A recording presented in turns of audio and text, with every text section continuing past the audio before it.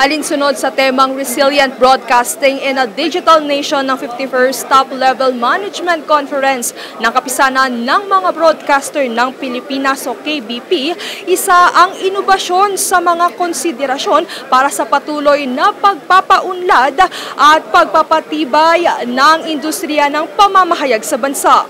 Good that we have new innovations. There is this AI, this super intelligence, which is a welcome development, no? Although I'm not concerned, but I think it can be addressed. Like, for example, new innovation, but it has also to be balanced with ethical measures, siguro, to protect the public, to protect safety, accountability, etc. No? I think that's part of what will be discussed in the top-level management conference. But there are other certain issues that we also are trying to address. No? Mga fake news yan, patuloy yan, na dapat ayusin natin yan. That's why the content should always be made sure na tama yung pinapalabas natin. It's good with KBP, we have this code of ethics na pinapasunod natin sa mga miyembro all over the country. Kasi kung wala tayong sistema, wala code of ethics, magpagusto na lang. So talaga mag-proliferate yung mga fake news na yan. No? Bilang pagsuporta ni Pangulong Ferdinand Marcos Jr. sa mga broadcaster, isang mensahe ang kanyang ipinaabot sa pamamagitan ni Presidential Communications Office Undersecretary Ramon Ilagan. Sa kaniyang pamungad na salita, kaniyang binigyang diin ang kahalagahan ng trabaho at tungkuling ipaintindi ang impormasyong nagbibigay saysay sa pang-araw-araw na buhay ng mga mamamayan. Despite the ever-changing dynamic of the media landscape, the industry must continue to uphold three intertwined qualities. First, credibility. Second, innovation.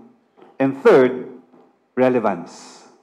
For without credibility, the message becomes noise. Without innovation, the medium fades into silence. And without relevance, the story loses its audience. Samantala kasabay ng pag-usbong ng makabagong teknolohiya, kaakibat din ito ang ilang hamong kinaharap ng mga mamamahayag. Isa na rito ang pagsugpo ng KBP sa unauthorized o illegal broadcasting companies na karaniwan sa mga ito ay pinopondohan ng Chinese players. Ayon sa KBP, sila kasi ay sumusuway sa rules at ethical standards ng pamamahayag sa bansa na isang banta sa national security.